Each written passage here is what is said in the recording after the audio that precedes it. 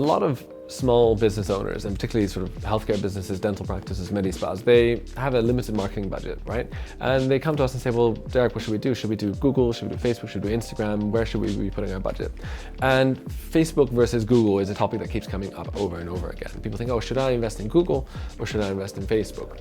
And to be honest, a lot of people tend to kind of err on one side. They've either had success with Google and not via Facebook, or the other way around. They're very different platforms, but the answer is you should ideally be investing in both. So even if you have a limited budget, it's good to try and split that budget and invest them on both platforms. There's advantages and disadvantages to both, but with Google, what happens is you show an ad to people who search for something. So for example, if you've got a practice in, let's say, Maidenhead, and someone is typing in teeth straightening Maidenhead, then you can show them an ad on Google. So, and you know that that person is interested in, some form of orthodontics in the area of Maidenhead.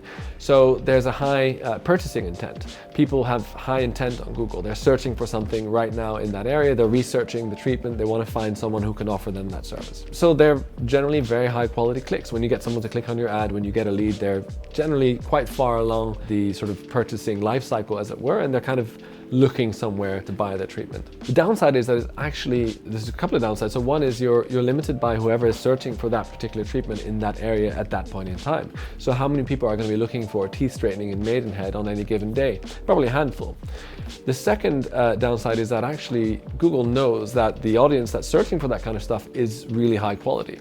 And they know that they can charge you for it. So you might be spending £4, £5, £6 plus per click just in order to get that person onto your website. Facebook, on the other hand, is what we market as called top of funnel. So it's actually you take your content and you take your ad and you go out to a large number of people.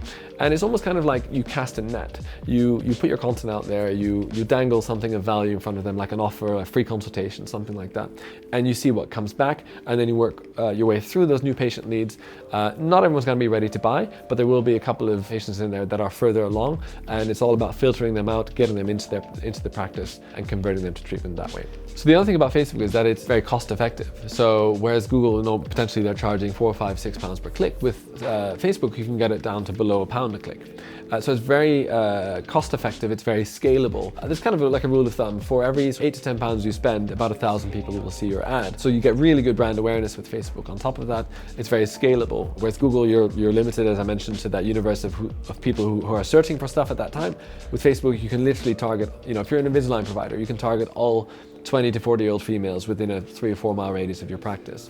So it's very, very scalable. And if you spend, £500 on Facebook ads in 1 month and you get, let's say, 50 inquiries, you can expect to double that if you double your budget the next month, provided your audience is big enough. So that's some of the upside of Facebook and how it compares to Google. So ideally, you should be running both, because they're looking at slightly different target audiences really in your area.